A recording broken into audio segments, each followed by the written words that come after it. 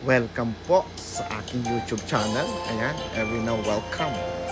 Ayan po, today po ay lalabas na naman po tayo at pupunta po tayo sa isang remote area clinic po sa may parteng Hawiyang.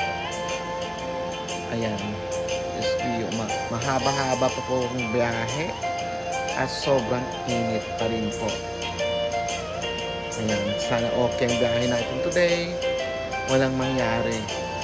Kasi yung second to the last, yes po, yung second to the last natin, my God. Ayan, nandun tayo sa gilid ng kalsada. Muntikan na po. Ayan.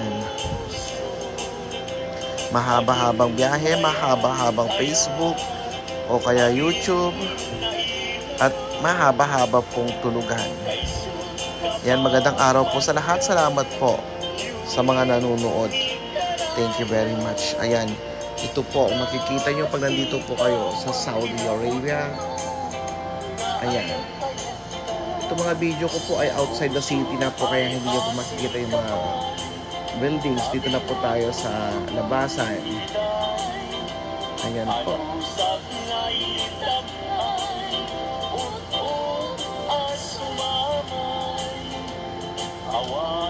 Nakakatakot ang mga nangyayari ngayon. Gusto nyo marimat dito po sa Middle East dahil wala pa rin pong tigil ang nangyayari dyan sa ating kalapit bansa.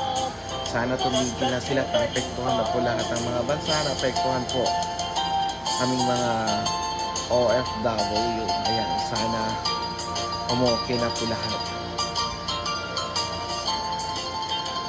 Ayan po, mahaba-haba pa rin. Nandito na tayo. Dito pa rin tayo sa may parteng Damam. Damam pa rin lang to. Ayan. Ayan po, nandito na ata tayo sa may parteng Shadcam. Yes, ayan po. Nakikita yung puro disyerto. Ang kagandahan naman po, walang ka-traffic. Kaso nga lang nakakatakot yung mga puyat at pagod ng mga malalaking truck na nagbibiyahe. Kung maganda, okay naman ng driver nyo, pero ang problema sa kabilang sasakyan, yun ang problema. Kaya alerto pa rin po. Lalo na yung mga puyat na driver, yung galing pa sa ibang bansa. Ayan po. Kaya ingat tayo sa pagmamaneho. Pero marami pong pagbabago nung marami pong mga camera na katulad doon po yung nasa gitna. Camera po yon. Kaya medyo bumagal po mga takbo ng mga sasakyan kasi ang lalaki po ng mga multa. Andyan po palagi sa mga gilid ng daan. Kaya hayan, nag-less po ang mga aksidente. Paano ba naman ang laki ng babayaran mo kung nahuli ka po? Ayan po, biyahe pa rin po tayo.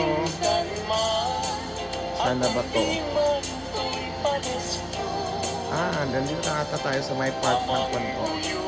Nandito na tayo sa may park ng Hawiyang. Yes. Ayan, pasok na po tayo sa isang kampo dito sa Hawiyang. Kasi yung kaliwa niya po, yun po yung kampo. Pagpasok ko na po sa gate, yung pakanan, doon po ang mga lay down yard po ng mga company. Ayan, kikita nyo po. Dito po sa daanan, maraming halaman. Maganda po yan pangharang sa sunstorm po. Ayan. Ayan po, malapit po ito sa malapit po doon sa Al-Hasa. Dire-diretso po. Pero may malaking kampo po dyan sa loob. For rent po yung mga yung mga tumitiri dyan, iba't ibang mga company.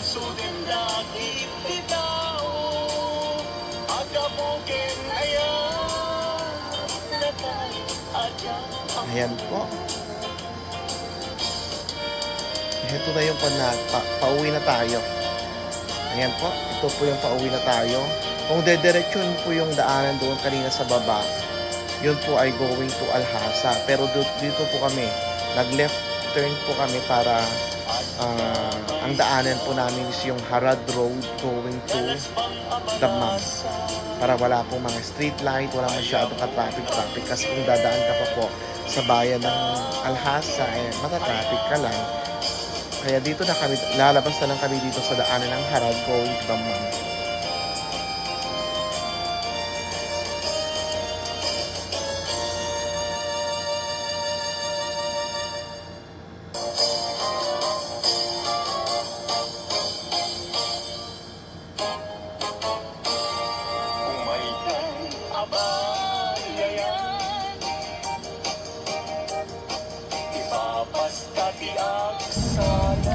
At dito naman po ay dumaan kami sa may upkick. Ayan po, sa may sanayan ng upkick, may dadaanan po tayo tsaka may susunduin po tayo. Kasi kaninang umaga ay iniwan natin siya, then we are going to Hawiya. Pag uwi natin, daanan ulit natin. Ayan po, ang isa nating trainer, nagbigay po ng refresh training po sa ating staff. Dito po sa isa, sa may upkick. Ayan, ang kasama ko naman kanina sa kabila ay yung ating biomedical engineer na PM service po, calibration ng ating mga medical equipments.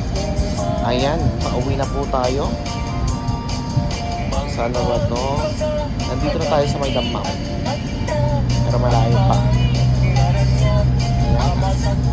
Ayan po. Sana hindi pa tayo matraffic pag pumasok tayo sa loob.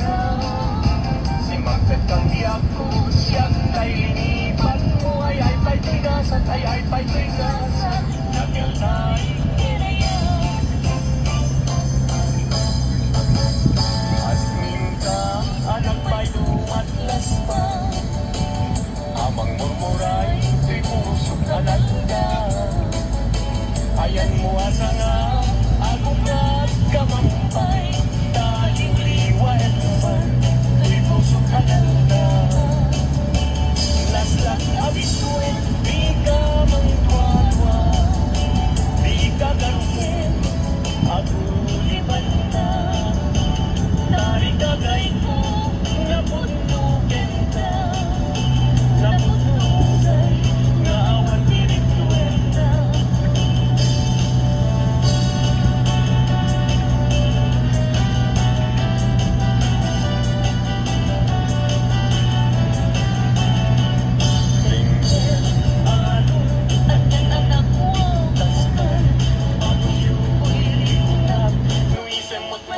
Ayan po, malapit na po tayo. Bali, eskwela na po dito sa kanan ko. Malapit na po tayo sa ating bahay po. Ayan. Siyempre sa mga nandito po dati, malaki na pong pagbago. Ayan, lalo na dito man sa STC Park. Giniba na yung mga STC offices dyan. Maglalagay na sila ng parang community.